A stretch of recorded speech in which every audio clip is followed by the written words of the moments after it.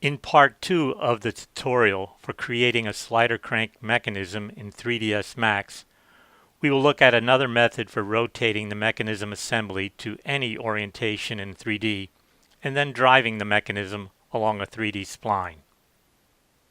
Here is a model of the slider crank mechanism as it was rigged in the first part of the part 1 tutorial. This model had a couple of restrictions to it.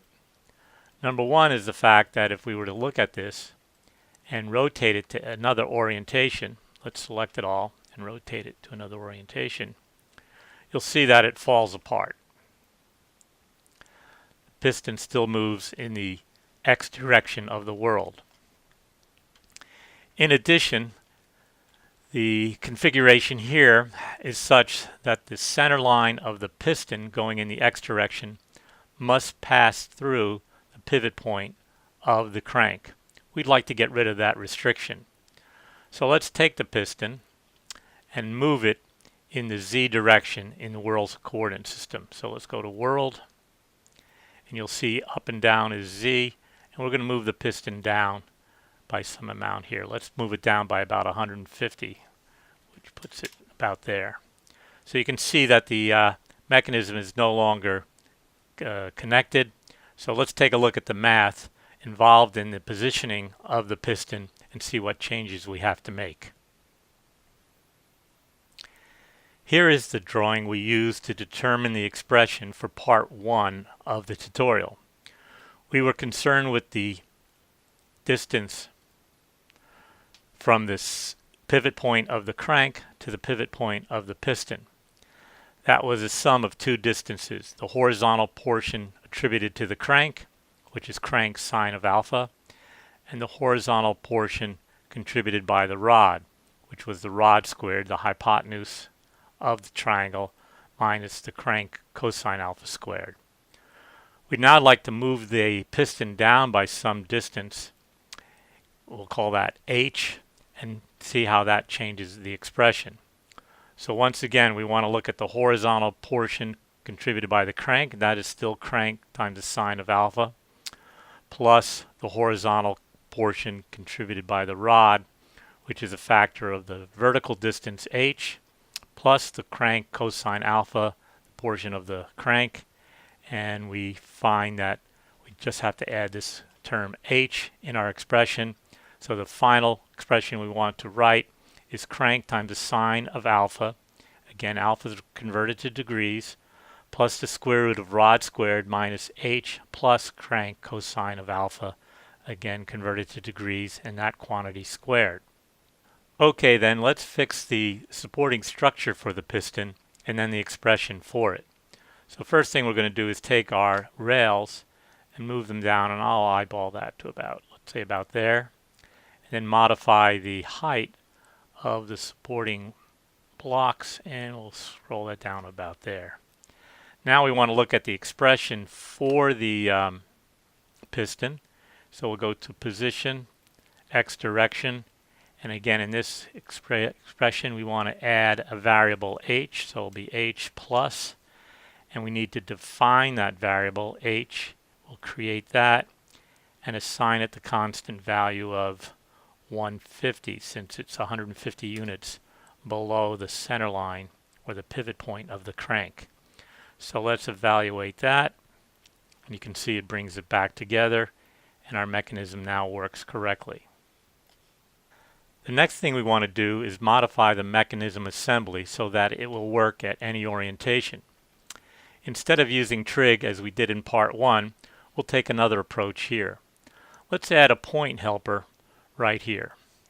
If we go to move the point helper, we'll see that the vertical direction is y. However, on our piston, the vertical direction, if we look at local coordinates, is z. So what we'd like to do is have our point helper have the same orientation as the piston. So I'll use the align tool here and select the piston and say I'd like to match the orientation of the point helper with that of the piston. So here we can see z is up and x is to the right. Next thing I'd like to do is move the point so that it's in line with the pivot point of the crank. Again, we'll use the Align tool, select the crank, this time check the boxes for position instead of orientation. We now have the point helper at the pivot point of the crank. I am now going to link the crank to that point helper, and you can see it falls apart.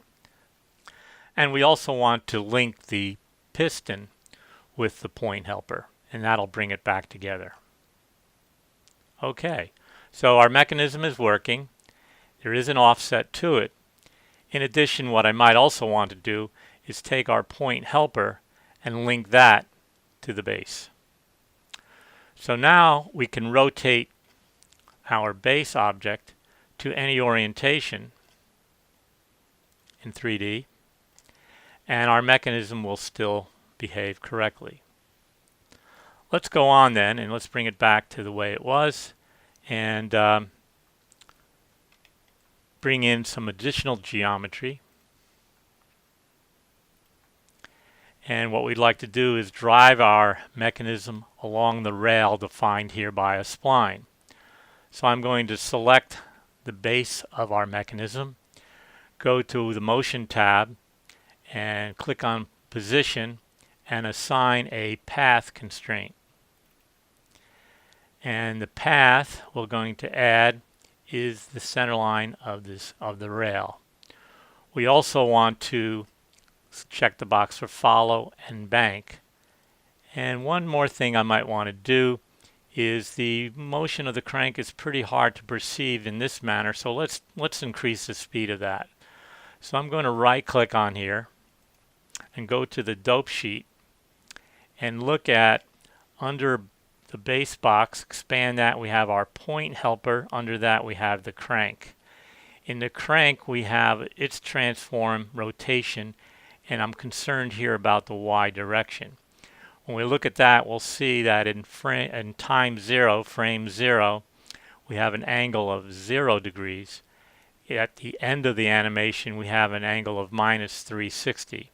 Let's change the direction and addition, multiply that by about 10, so we'll have 10 full revolutions in the sequence of our animation. So that should do it. Let's go back here and let's go to a different camera view. In this case we'll look at this camera view here and see how that works. So now we can follow our mechanism as it goes along the 3D roller coaster, if you will, and we can take a look at another camera angle that is fixed with respect to the mechanism. So here you see, by using a point helper and associating the expression controller relative to that point helper, we're able to move this mechanism to any orientation. Thank you.